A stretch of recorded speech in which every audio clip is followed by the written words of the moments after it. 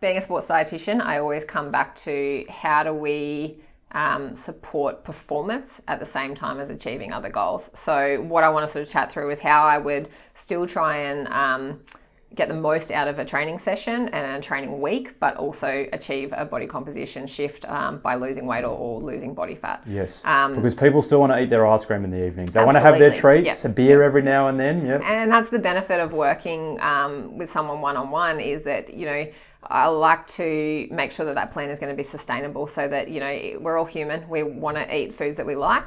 But it's just being really strategic with those sort of foods over the week or over the day. So a couple of things that I want to cover is, first of all, it's what I call periodization or carbohydrate periodization. So what that means is we'll look at a training week and we will figure out which are the key sessions over the week, and then which are, you know, days off or recovery rides or low intensity zone 2 kind of rides. So a key session would be a high intensity interval training session, a bunch ride or a race or something like that. Yeah, absolutely.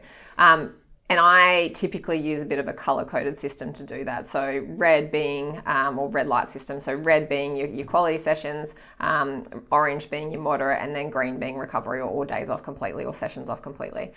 Once you've got that on paper, it's very easy to see visually, okay, this is where my carbohydrates need to go. So we're trying to support our training sessions with carbohydrates. We know that carbohydrates is the main source of, or the most efficient source of fuel, particularly for those high intensity sessions or quality sessions. So we want to consume enough carbohydrates before, during, after those sessions, but then we can back those carbohydrates off away or scale those down away from those hard sessions. So around the easier sessions, around the recovery rides, around days off or training sessions off. Okay. So can I give you an example of me? Sure. So Monday I rest. Yep. Tuesday morning I do the Tuesday World Champs in Noosa. It's a really hard, fast bunch ride with a whole bunch of old blokes.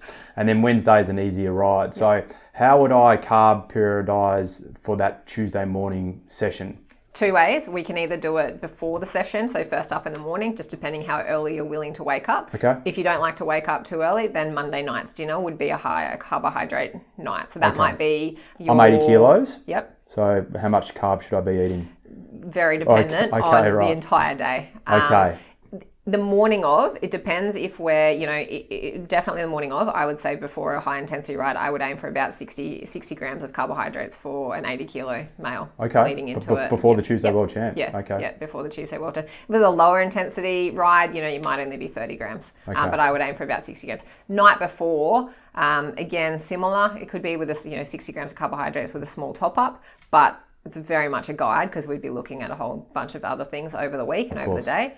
But yeah, roughly 60 grams of carbohydrates before that ride. Depending on how long that session was, you might, you know, your goal might be 60 grams of carbs per hour. It could be 90 grams of carbs per hour. It could be more than that. Okay. And then in your breakfast recovery meal, well, breakfast, lunch, whatever time you're finishing. When I get home, yep. Should I eat straight away, or is there benefits of eating straight away? From a really high intensity session, yes, but it also depends when your next training session is. If you've got another training session within 8 hours, absolutely important to be eating ASAP. Okay. If your next training session is 24 hours away and it's a recovery session, you eat when you're able to, because you're going to get enough recovery nutrition in over that 24-hour period to get you ready for the next session. Yeah, okay. Yeah. So then that post-training meal would be a higher carbohydrate meal to replace what you've lost, and then we could back your carbohydrates off. So your next meal might be a little bit lower in carbohydrates, and you may even eliminate your carbs that night, leading into sleep, where our resting metabolic rate is going to drop slightly. Yes, okay. So and Wednesday's an easier session anyway, so that works out well. Yeah, and so I sort of think about it as like plate real estate. So a really, really easy guide, maybe just breaking your plate into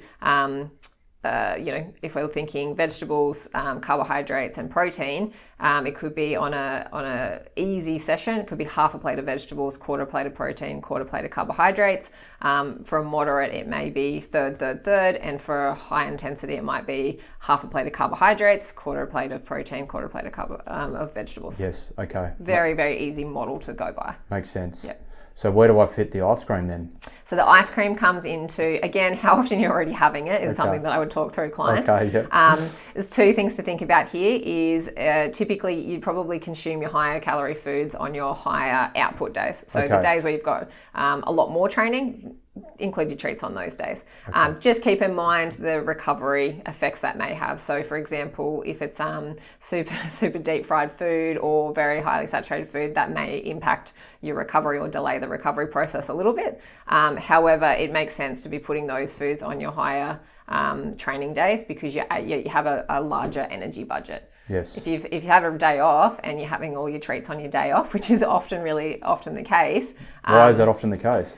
People have more time. Right. And so they're bored? Not necessarily bored. It could be, but they've just, got more family time or time with their partner or whatever it might be. So it's a good option to go and get an ice cream and things like that. Yeah. And that's okay, but it's just being mindful that you're not having all your treats on your day off. You want to spread that out over the week. And I'm a big believer that, smaller amounts but more often is a really good strategy. Rather than having a binge day. Yeah, okay. Yeah. Let's just say I did the Tuesday World Champs, back to my example, and I decided, which a lot of people do, they go, I'm going to fast after this ride, or I'm just going to have a light breakfast because I don't feel like eating much. You mentioned in previous content about there's hormones that, when you get hot, makes you not want to eat. So what happens if I do that? Yeah, so particularly if it's after your world champ session or that higher intensity session. Yeah, I don't want to eat and I just have a light breakfast. Very common. Body temperature or core body temperature typically increases after a hard session and that switches off our hunger hormone. So that's typically what's happening there. However, the impact is that it's going to delay that recovery process. So that would be okay if it was after a relatively easy ride, but after those quality sessions, we really want to make sure the body's able to recover as quick as possible. First point of call, I would say, would be looking at liquids. So it may mean that you're using a smoothie as opposed to having a hot breakfast option. Easier to digest and easier to sort of cool down as well.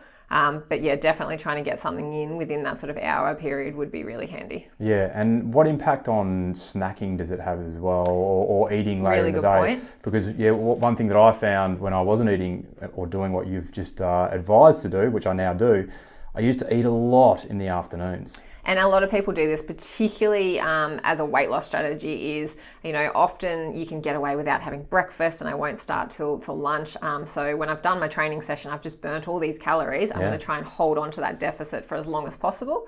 And the argument that I often come back to my clients with is, yes, but there's a certain point in the day where it's just a bit of a rebound effect. So your body naturally will have to play catch up somewhere.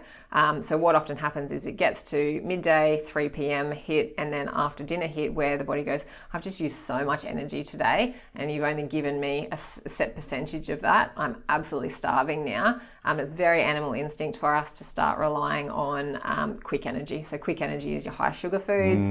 So then we'll start snacking on things and we'll be consuming a lot more, treats sort of foods, which are typically high energy density, low nutrient density, and not ideal, particularly from a weight loss perspective.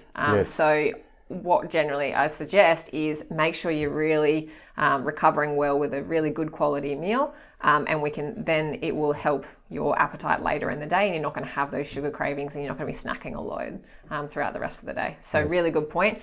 Having that recovery meal straight away, even if your goal is weight loss, will absolutely help as a bit of a flow-on effect for the rest of the day and control your appetite and keep you in a good headspace to eat well.